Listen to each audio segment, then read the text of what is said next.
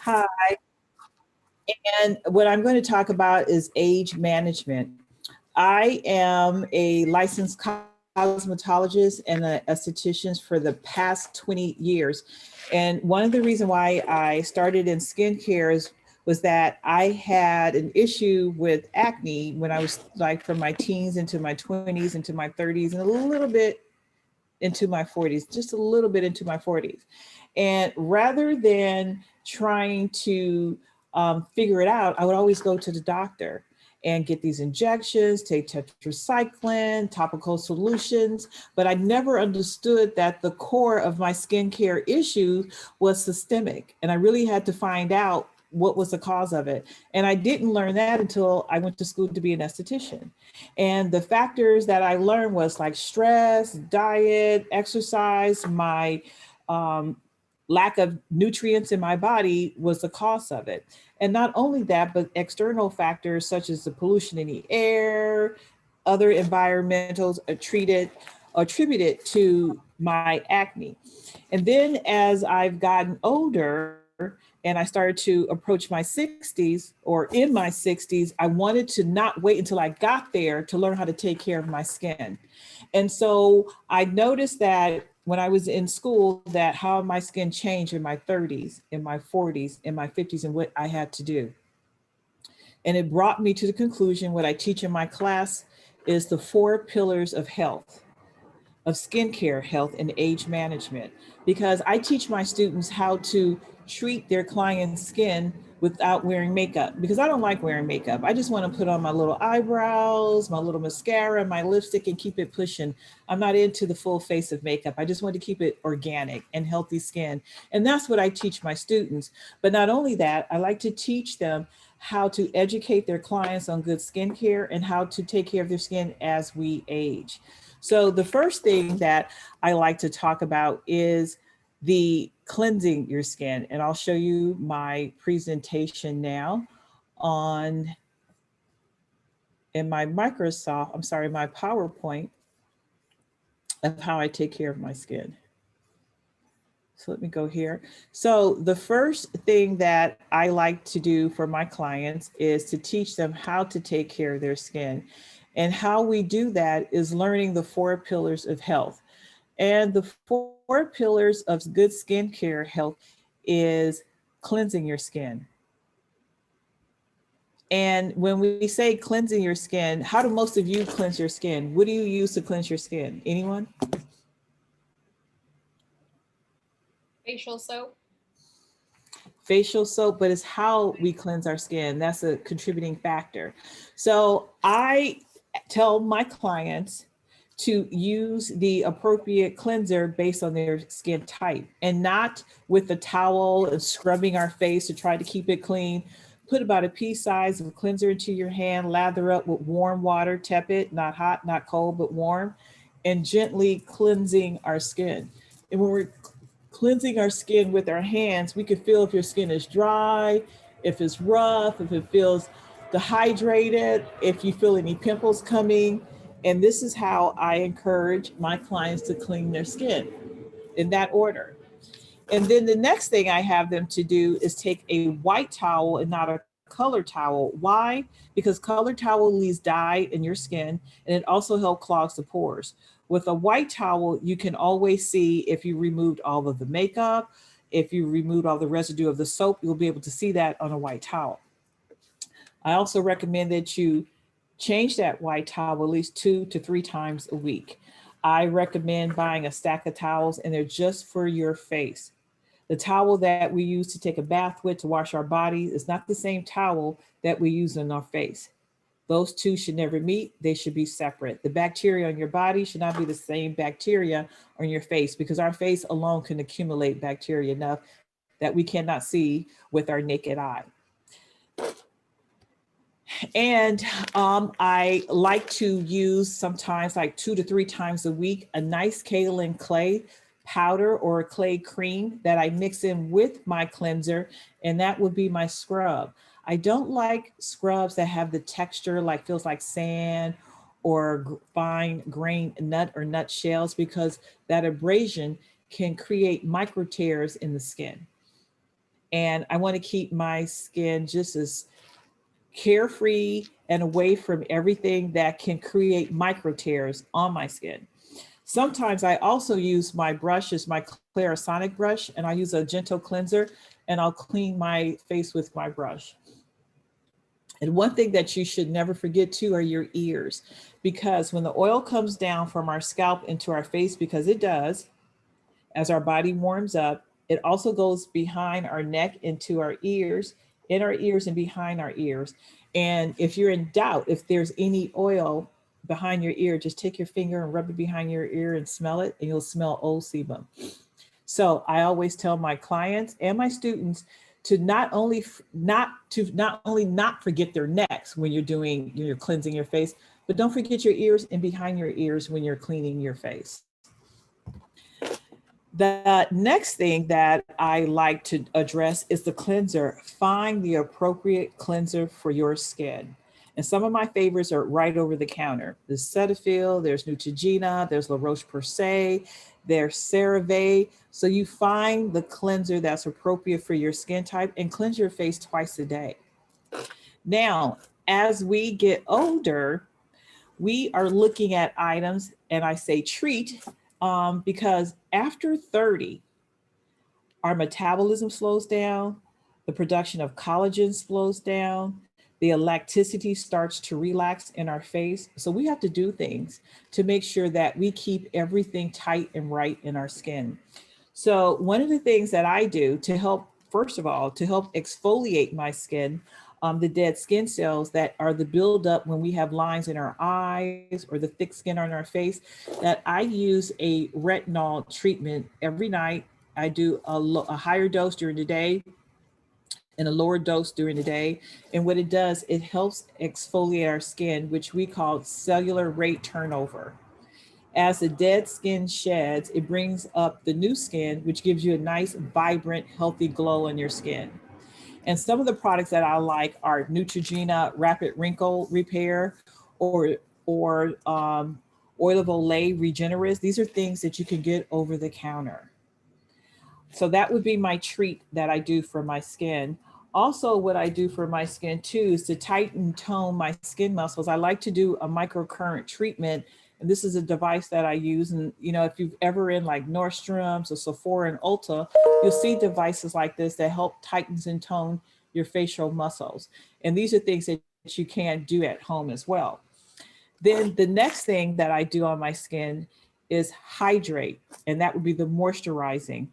Now, during the summer, our skin tends to be a little bit oilier because the heat activates our sebaceous glands, which are our oil glands, which causes our skin to be a little oilier than normal. So what I'll do is that I have two moisturizers. I have a lotion-based moisturizer that I use all year round, and I'll have like a gel base. And one of the ones that I use is Neutrogena hyaluronic acid.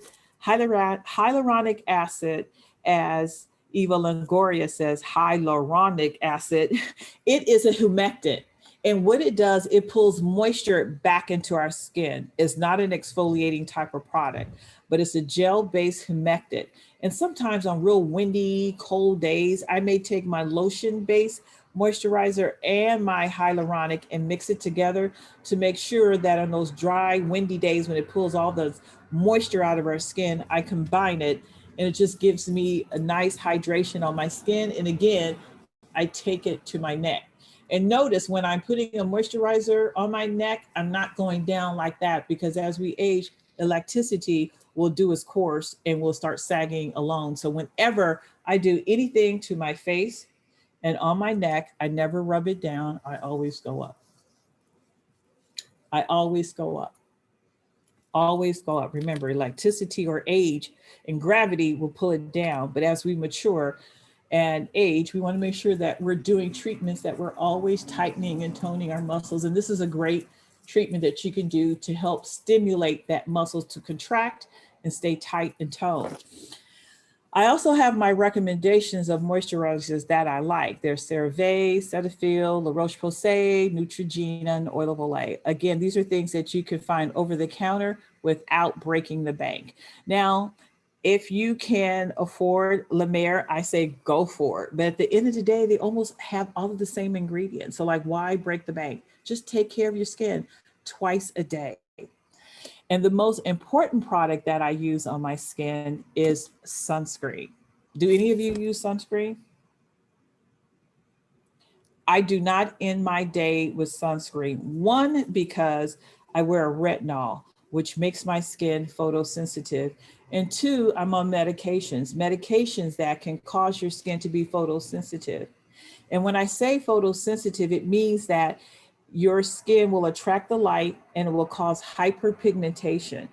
And sometimes when you're out, if you're taking diabetes, high blood pressure medication, various medication, it's very important that you read the side effects of them. And most of them are photosensitivity to the skin. You want to make sure that you protect your skin.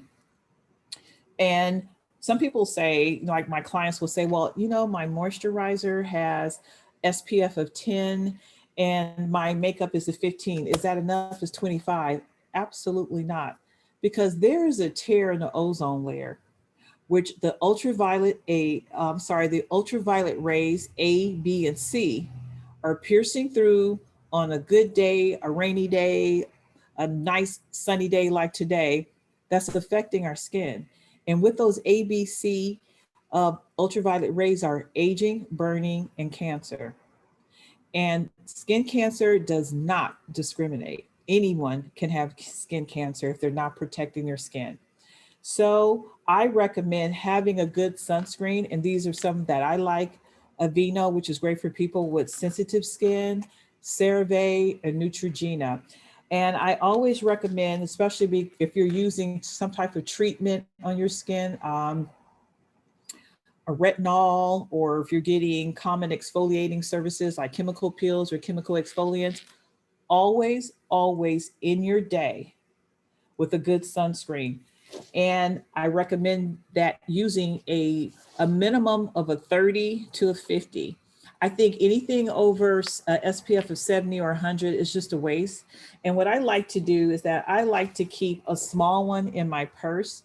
Like if I'm going to be out in the sun a lot, like walking or exercising, I'm in the sun, I like to take a small one like this. You can get this in the travel section, like at Bed Bath and Beyond or Target or any of those areas where they have cosmetics to fill your bag in travel size. I like to keep this with me because when I'm feeling the sun piercing my skin and I'm out there, like when I'm driving and it's a nice sunny day and I can feel it on my skin, it feels like it's piercing or just actually I can feel the heat. I have my sunscreen on and I keep it with me. Keep it in my car, I prefer keeping it in my purse and not in my car because I don't like for it to get hot. And those are the items that I recommend. I recommend as we age to cleanse our skin twice a day. It's okay to have an exfoliating treatment like a facial brush is really nice. I like to have them. You want to moisturize your skin. You want to treat your skin, which is the most important factor of aging is treating our skin with a nice chemical exfoliant such as retinol, vitamin C serums that help brighten our skin, hyaluronic to keep that moisture in our skin. Those are great ingredients. And at the end of the day, always moisturize and sunscreen. And that is my advice for taking care of your skin for aging. I also recommend when you feel like treating yourself, go to a good skincare therapist that can recommend other products that are not over the counter, but products that you can use from their professional back bar that will give great demonstrations on how to use them. It's a great time to go get a great microdermabrasion facial or a nice mild enzyme exfoliating facial. It's not going to be abrasive to your skin. It's not going to cause aggressive peeling, but your skin will be vibrant and glowing. And that's my advice on taking care of your skin as you age. Any questions? Thank you, Deborah. I had a question regarding toner. What do you? I like to tone my skin after at the end of my facials because I want to close my pores. And so I feel that toners will seal the deal and shut down your pores. If you tone after you cleanse your skin, your pores are closed. There's that barrier that prevents the absorption of the products that you're treating your skin. So I tone at the end. I like to do like 3 little pumps. I don't like toners that are in a bottle where you use a cotton pad. I like to mist my toners on because I feel that the cotton pad gets more of the product in your skin. Mhm. Thank you. Does anybody have Deborah, questions?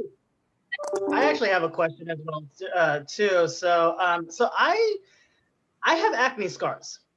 Mhm, Is there anything that's, I don't know, like on the mhm. counter, over the counter, that could possibly help assist with that? I almost feel like anything that I try just doesn't even work.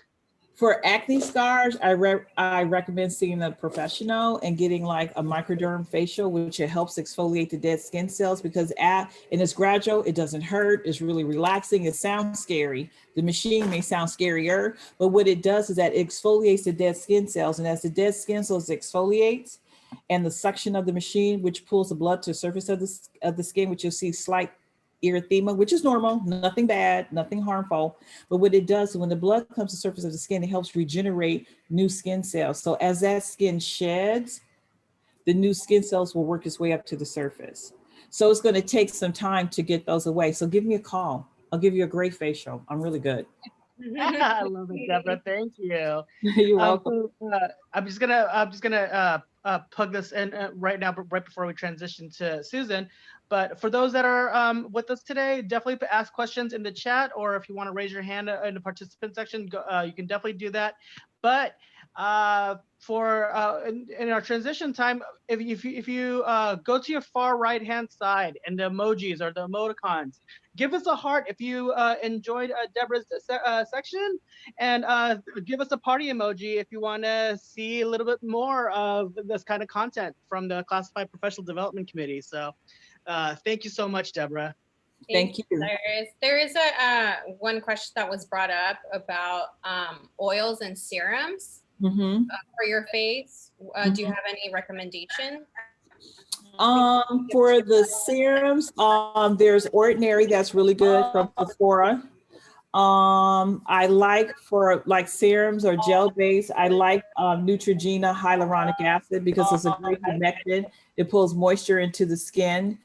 And any other serums as over the counter, I don't know too many. I deal with professional ends because I work with a dermatologist as well. So I know like cosmeceuticals, which is not over the counter, but it's administered by a professional like myself that's licensed and educated on the product line. So if you just want to reach out to me on some products and tell me your skin condition, I can definitely refer some great serums to you without breaking the bank. I'm not the girl that's going to spend over $100 on a product unless it's going to last me almost a year. Then maybe, because if you average out, I'm paying like maybe $8, $9, maybe $10 a year for I can do that. But I'm not going to I'm not going to break the bank on products that's not going to be effective.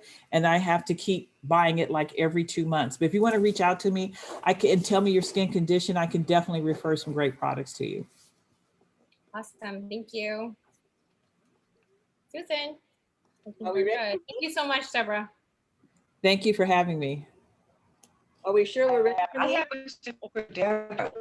Go ahead. Oh, You recommend the large pour? Oh, excuse Michelle, me? you were breaking up. I think she was asking about items for For large large pores. That's what you were saying, Michelle, for large pores? items for Okay, if for large pores, a retinol. Now, retinol is not going to get rid of those large pores, but what it will do is minimize it.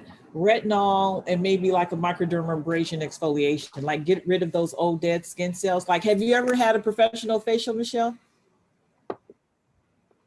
Yes. If you get them often, it can help minimize them. So you probably have oily skin with the enlarged skin with the pores. So tell your licensed, they're on your nose. So I would have your licensed professional to like do exfoliating treatment, like maybe microderm on your nose, or having like a light retinol to minimize. Enlarged pores are basically hereditary. They're hereditary and they're also attributed to oily skin. So you may have other relatives that have it too. So just treat it with like retinol treatments and exfoliating treatments, nothing abrasive.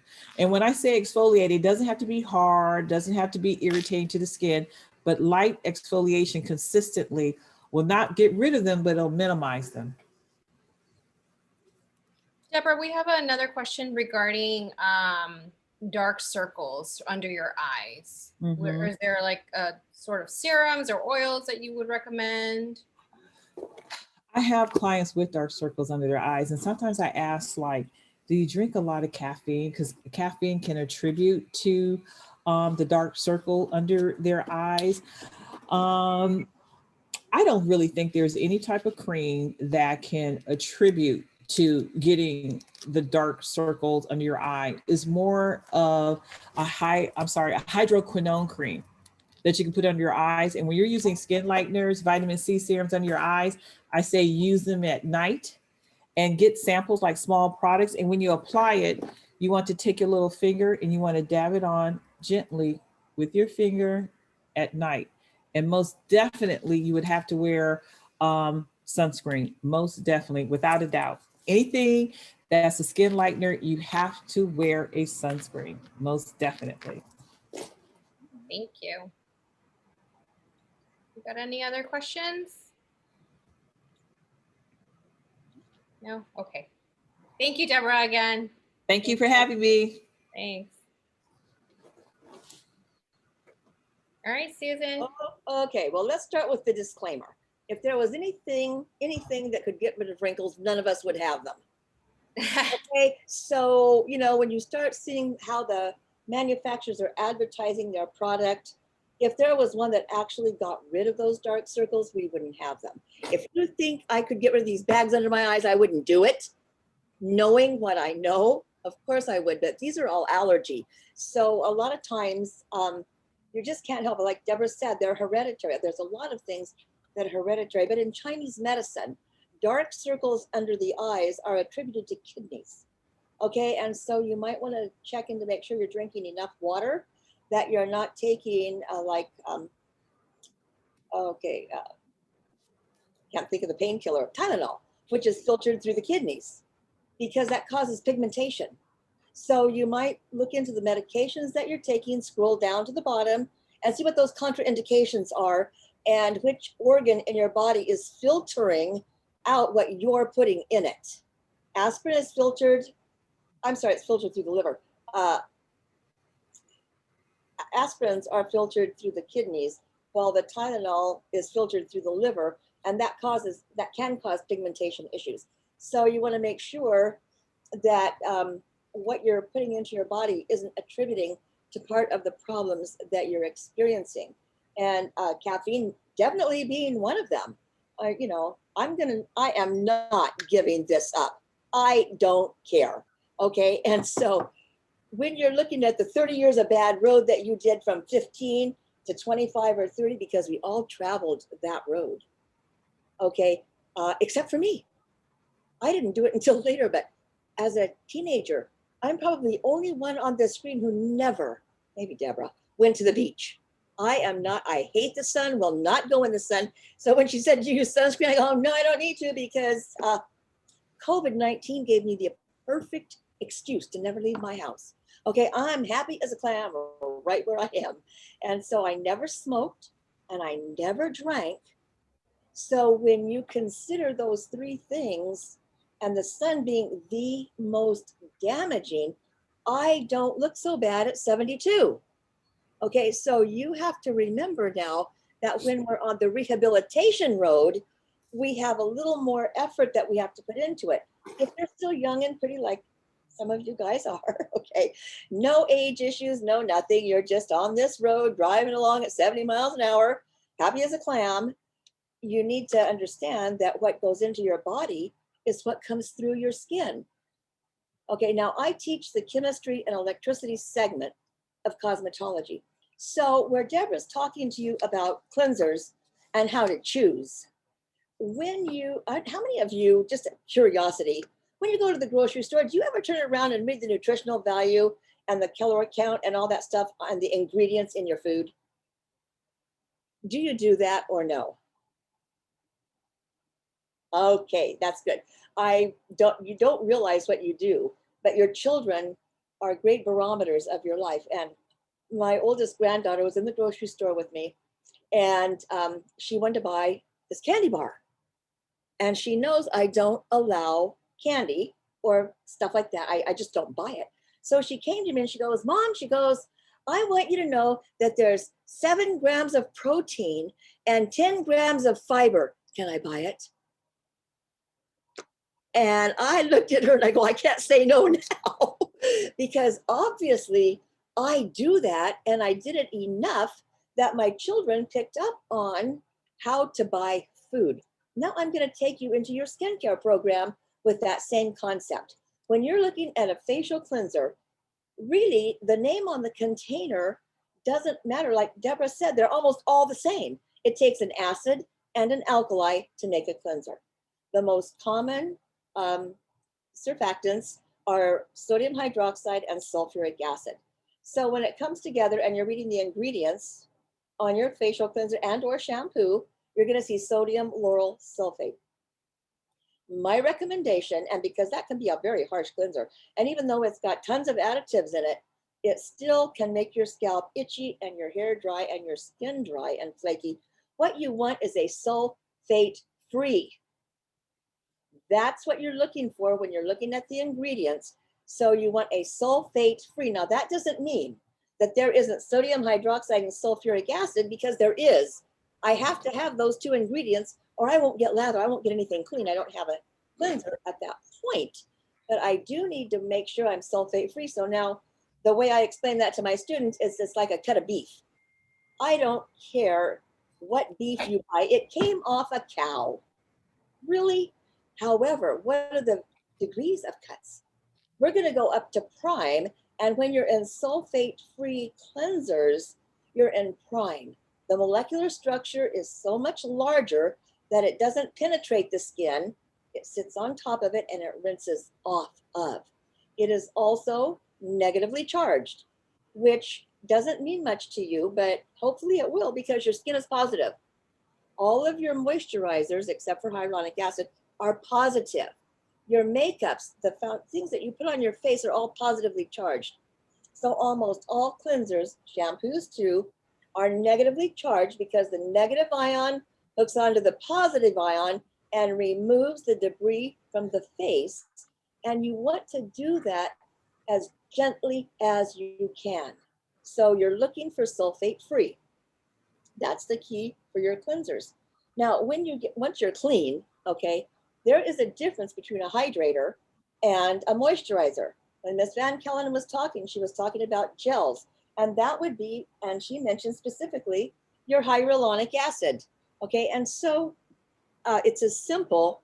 This is an Amazon hyaluronic acid. I don't know, can you read it? Nusai, but it doesn't matter what brand you get. And you can just nicely take, not that I can open this, I should have done it before we started. Okay, your purified water from Costco. Well, I just spilled it all over me. And you're going to put it in a little cup. Okay, so this is one that, you know, comes with your salsa in it from El Pollo Loco. Okay, so I'm gonna do that. And then I have these really neat measuring spoons that measure a tad, okay?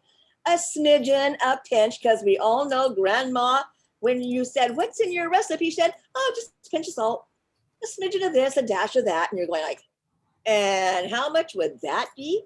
So in a container that's probably about a ½ ounce, you will take a drop, this is the drop of your hyaluronic acid powder, and you drop it into your water. That's how you make your hyaluronic acid serum. It's that simple. It's not brain surgery, okay? It's not expensive, Okay, and so now when you're making it, it's going to look like this. Where's my camera? How do I get up here? And it sits like a little blob. Can you see that little blob of powder in there floating around? Yes, no, maybe? See Yeah. Okay, it's gonna sit like that for maybe an hour and a half, possibly 2 hours, because the hyaluronic acid is going to absorb the water into it at 1,000 per thingy. Okay, and so once you prepare that, it's going to look like this. It'll be your clear serum. This goes on first. Now the cream she was talking about is referred to as an occlusive because its job is to prevent the evaporation of the hyaluronic acid. You know, hyaluronic acid can be very tricky to you. So when you're looking at ingredients, you want to see where your quote active ingredients are. Because in a hydrator, the active ingredient is called a humectant. And that word means to draw moisture into its molecular structure. Now, if there's no moisture in the air, it's going to come from inside your body up to your skin and can dehydrate you. So when Deborah was mentioning the sprayer, okay, this is a skin freshener. Okay, this is depending on your skin type, you would use calendula hydrosol if you had oily acneic skin. And I have mature dry, so I use the lavender hydrosol, equal parts with witch hazel. That's all that's in here. And whenever you get a chance, you just mist your face. When you want to make it sunscreen fresh, you use your ionic zinc. Okay, zinc is a complete sun block. It's also what your body uses to heal itself. Okay, it's internally, when you take it internally with your mineral supplements like calcium, zinc, magnesium, phosphorus, and the things that help give you health, the zinc is in there because that's what your body uses to heal itself. Topically applied, it is a complete sun block. So she doesn't wear makeup, but hello, I do. And a lot of people on this screen wear makeup. So if you add this ionic zinc to your skin freshener, when you're refreshing your sunscreen automatically. Okay, if you have oily acneic skin, add the zinc and or the Silvern Silver. These are very healing agents. They are also ingestible.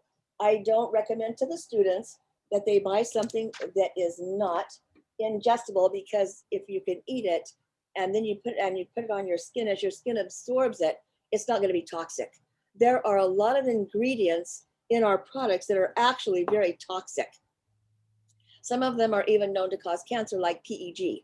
It's very difficult to find a moisturizing cream base that doesn't have PEG in it, which is polyethylene glycol, known to the FDA to cause cancer.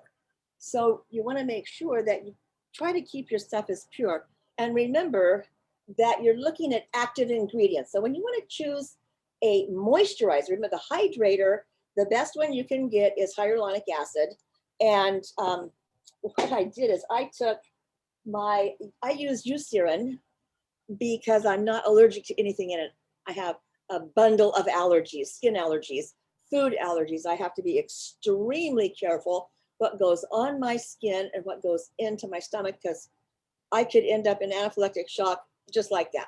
Okay. And egg and olive are those two components. So I can't have anything that has olive in it. Now, when you're looking at purchasing, or if you don't, when you're reading your ingredients and you see the ingredients squalene, okay, squalene, your skin, and this goes back into the aging process. When we're studying the chemistry of how your skin is comprised, what makes your skin, okay, how do you get skin in the first place? Where did it come from? Well, it comes from, the key elements: carbon, oxygen, hydrogen, nitrogen, and sulfur. And in that process, though, those sebaceous glands, when you're in prime, okay, inside the oils it's kind of like a recipe for soup. I can have chicken soup, but I have onion and garlic and some spices, and I have my celery and all things in this formula. So the formulation of your sebum, it's comprised of glycericides. So once again, you're looking for glycerin to be a key active ingredient in your moisturizer. You're looking for squalane to be in the ingredient list in your moisturizer because your skin is up to 20% squalene in that sebum. And as we age, those percentages go down. So we have to replenish topically. So we want to make sure when we're looking for the products that you're choosing the ones you want. Your skin also manufactures and has in it oleic, lactic, and palmitic acids. Now, every one of the oils that I'm going to recommend to you that you use, okay, all contain these three key acids. It's part of the plant's structure. The ones that you see in the ingredient list are synthetic. They're man-made, designed to imitate and replace.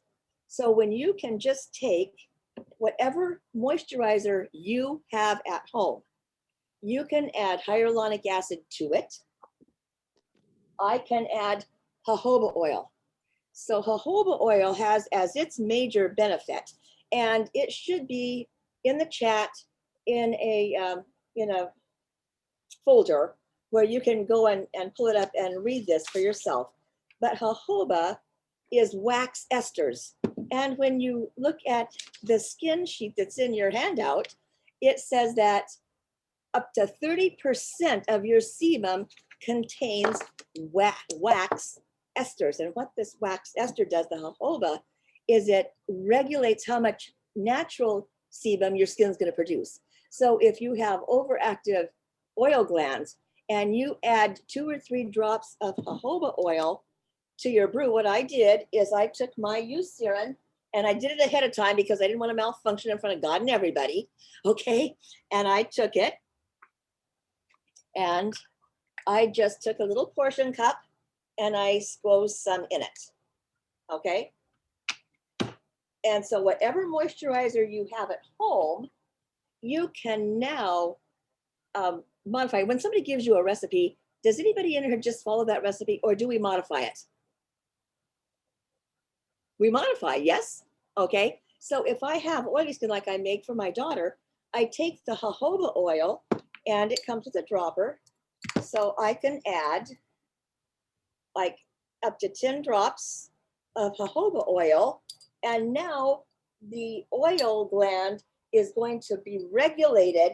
It no longer has to make those wax esters because I applied it topically. So the sensory receptors in my skin say, you know what, you can all chill down out there. You don't have to keep manufacturing that stuff anymore.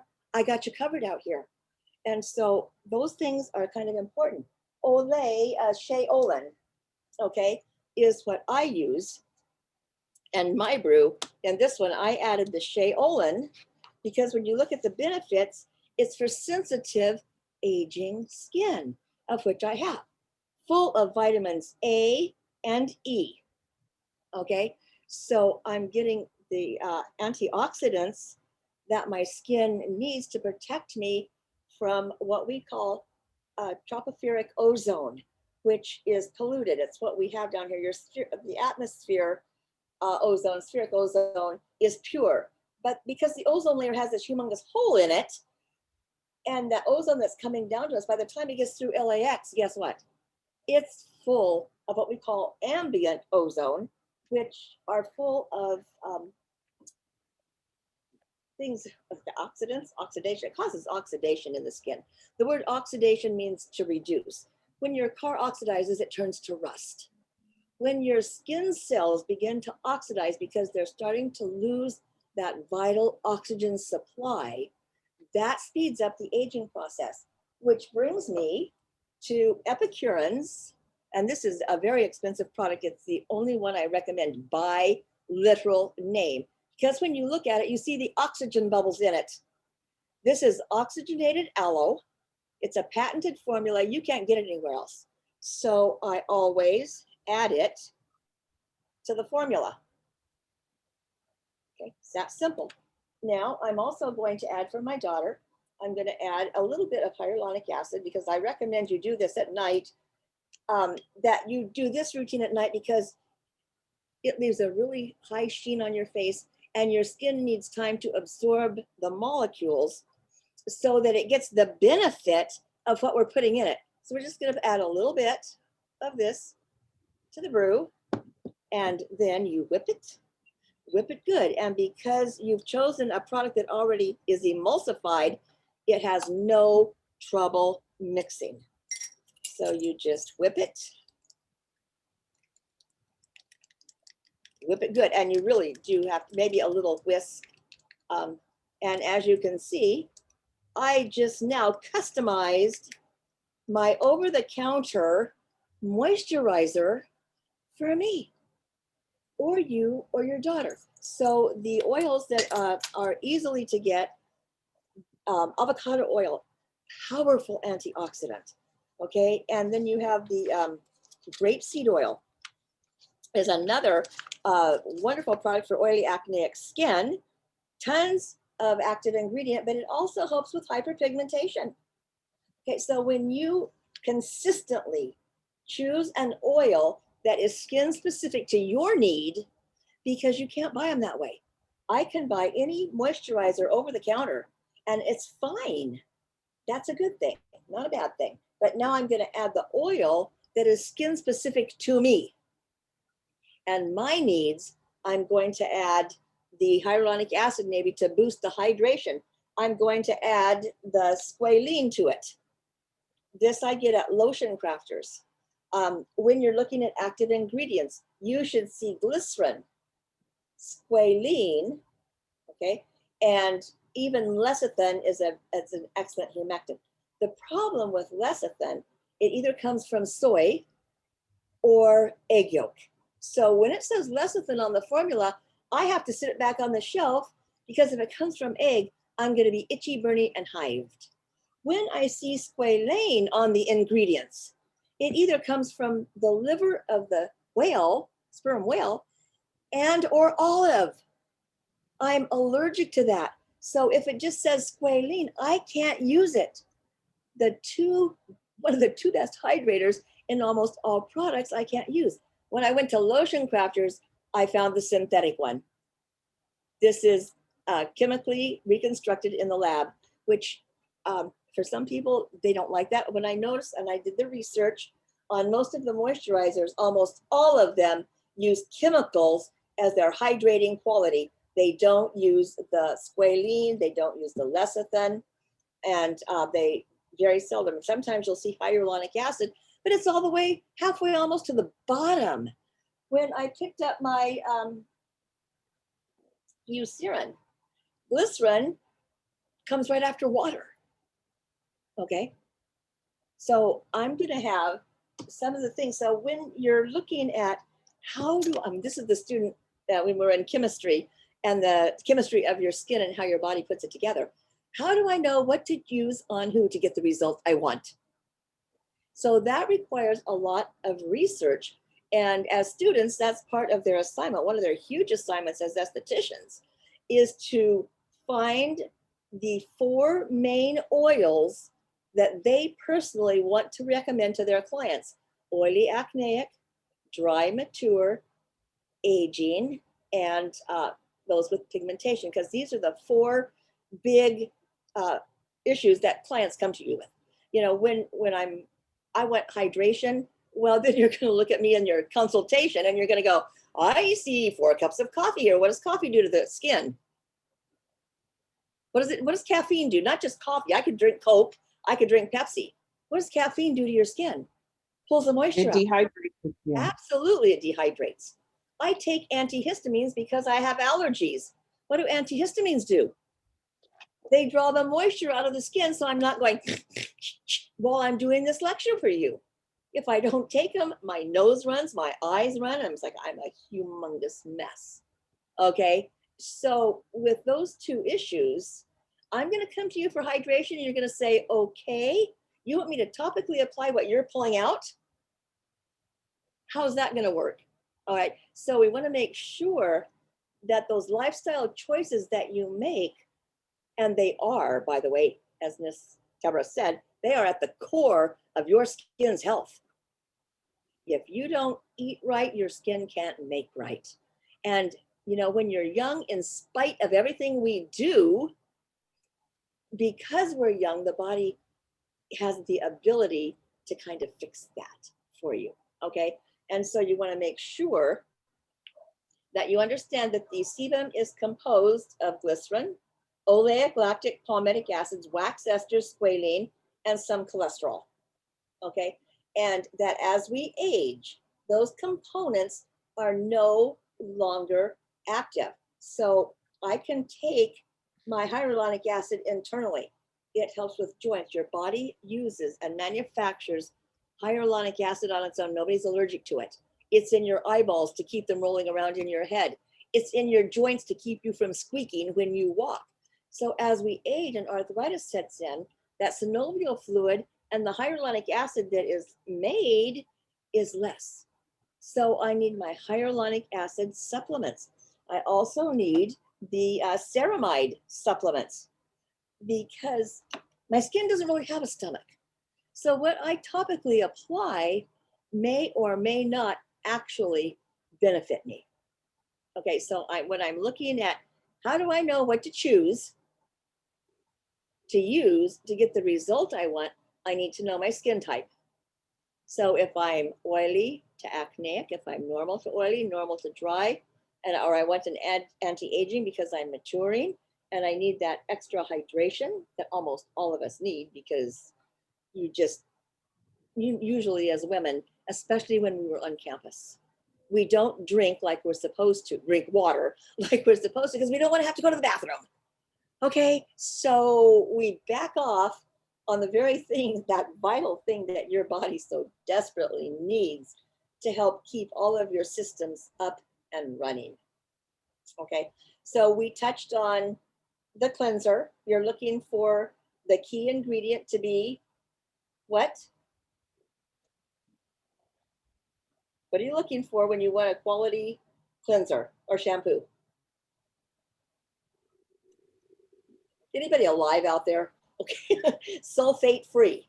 Oh, sulfate free. Okay. Sulfate free cleansers. They have the largest molecular structure. They are not penetratable into the skin or the scalp. They rinse off. They're negatively charged. The stuff on my skin and hair is positively charged. The ionic factor hooks together and pulls it out. When Deborah was talking to you about that toner, when do you use it? I don't care what cosmetic counter you go to, they tell you to cleanse, tone, and moisturize. And then they'll say to you, look, see all the stuff the cleanser got off of your skin? And guess what? The toner's not the second cleanse. It closes the pores. It's supposed to give you a pH as close to 5 as it can. So why would I close the door and tell you to come in? Why would I cleanse, spritz with this positively charged toner on a positively charged surface and apply a positively charged moisturizer and expect it to do anything but sit on top of and evaporate off of? Because that's exactly what happens. So now when they come to school and I go, okay, now that you're in beauty college, does everybody say, well, now that you're in beauty college, what shampoo and conditioner, what moisturizer and cleanser do you recommend? And the students go, I haven't had that class yet. So in chemistry, we study the structure of the skin, how it's chemically put together. We study the chemistry of the products and how they're put together because it's always A plus B equals C. A is the chemical composition of my hair and skin. What is in the chemical composition of my oils? I don't know. Then how do I know what to choose to use to fix it if I don't know what's wrong? Okay, so I need to know what's in it. And then B is what's in the bottle. Is what's in the bottle compatible? And is it what my skin needs? Does it have the components of glycerin, the wax esters, the squalene, the hyaluronic acid? Those are your key hydrators. Moisturizers, remember, are the oily substance that go on top of the serum. So if I'm using my hyaluronic acid as a serum, just the gel or the liquid. I'm going to cleanse, put this on. Then I'm going to put my moisturizer on because this seals it in, stops it from evaporating off of. And then I'm going to spritz with my skin freshener.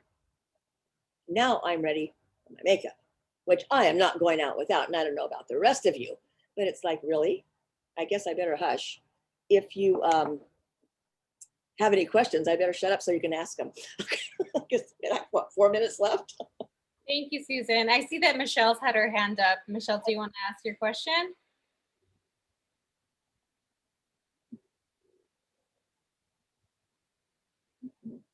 No, she doesn't. Does anybody else have a question?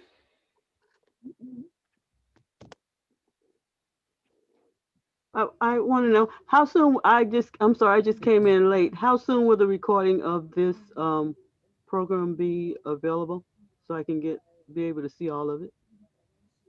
Yeah, we're probably going to take a couple of weeks to review the closed captioning before it goes online. Okay. And will you all just automatically send us a copy of the recording, or we have to go in and find it ourselves? It'll be on the CPDC website. Okay.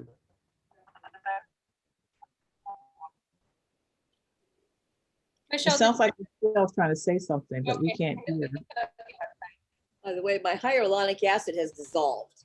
So in water, it dissolves a little more rapidly than it does in a hydrosol.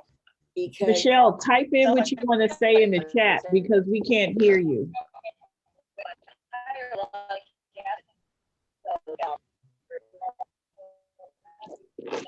here.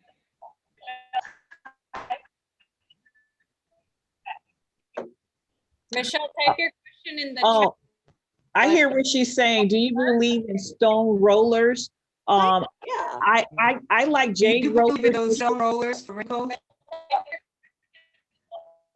Go ahead and show her your LED. okay. This is your magic tool, your anti-aging device. It has two things on it. It has a power that when you put on is the electricity that's discharged from these 4 magnets. On the bottom one changes the color of the light from red to green to blue to yellow. Yellow creates oxygen within the skin cells. So when you want to reoxygenate your skin, my routine for this, because red is your anti-aging one. Red stimulates the fibroblast cells to manufacture collagen that keeps the skin firm. So I don't have all these wrinkles, okay, that 72-year-old women have as a whole. So when you look really close at the eyes, they're not there. Simply because I've always used the red light and the electricity that goes with it. But now as I'm older, I follow with the green, which is super beneficial to your sympathetic and parasympathetic nervous systems. Okay, and then the yellow to reoxygenate. And this is great for everybody. If you have oily acneic skin, it's the blue light. It equalizes oil production, destroys the propionibacterium responsible for the pus and pimples. Okay, the red is also deep tissue healing. It actually stops muscle cramping, you know, and on one of the doctor's websites, he had a woman that they were going to have to amputate her leg because she was diabetic and the sore would not heal. And he used the LED red light therapy on her and it completely healed it within like 2 or 3 months.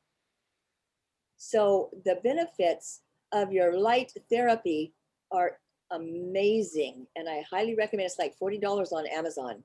Yeah, Susan, I think people are asking the brand of I don't even know it. That's why I put a picture on there so you could see it. As my students ask me the brand, the brand doesn't really matter.